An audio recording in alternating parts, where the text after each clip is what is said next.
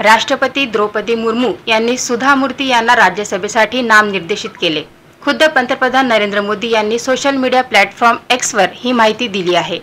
सुधा मूर्ती यांची राज्यसभेच्या खासदारपदी निवड झाल्याबद्दल पंतप्रधान मोदी यांनी त्यांचे अभिनंदन केले। संसदेत सुधा मूर्ती यांची उपस्थिती ही आपल्या स्त्री शक्तीची सशक्त साक्ष आहे, अशा प्रतिक्रिया पंतप्रधान मोदी यांनी व्यक्त केल्या। तर कोण आहेत या सुधा मूर्ती याबद्दल पंतप्रधान सांगतात, सामाजिक कार्य, परोपकार आणि शिक्षण यासह विविध क्षेत्रात सुधा मूर्ती यांचे योगदान मोठे आणि प्रेरणादायी आहे। सुधा मूर्ती यांचा जन्म मराठी कुटुंबात 19 ऑगस्ट 1950 रोजी झाला। त्या भारतीय शिक्षण तज्ञ, लेखिका, परोपकारी आणि इन्फोसिस फाउंडेशनच्या माजी अध्यक्ष आहेत। त्या इन्फोसिसचे सहसंस्थापक NR नारायण मूर्ती यांच्या पत्नी आहेत।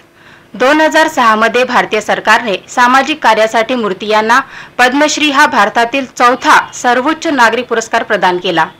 त्यानंतर 2023 मध्ये पद्मभूषण या भारतातील तिसरा सर्वोच्च नागरी पुरस्काराने त्यांना सन्मानित करण्यात आले।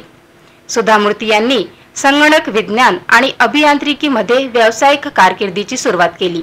त्या गेट्स फाउंडेशनच्या सार्वजनिक आरोग्य सेवा उपक्रमांच्या सदस्य आहेत। त्यांनी अनेक अनाथाश्रमांची स्थापना केली आहे।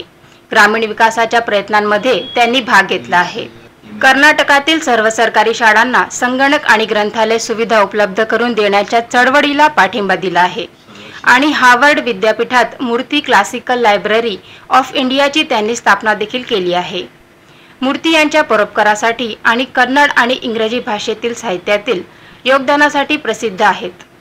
डॉलर बहू ही कादंबरी त्यांनी मूळ कन्नडमध्ये लिहिली होती आणि नंतर डॉलर बहू म्हणून इंग्रजीत अनुवादित केली होती। तर हा झाला सुधा मूर्ती यांचा थोडक्यात परिचय, ज्यांना आज राष्ट्रपती द्रौपदी मुर्मू यांनी राज्यसभेसाठी नामनिर्देशित केले।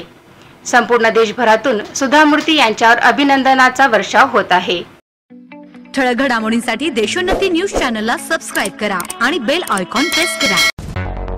मुंबई, पुणे, नागपूर, मराठवाडा असो का विदर्भ, राजकीय, सामाजिक, शैक्षणिक क्षेत्र असो का क्रीडा, सर्वच घडामोडीचे विश्लेषण पाहायला विसरू नका। फक्त देशोन्नती न्यूजवर।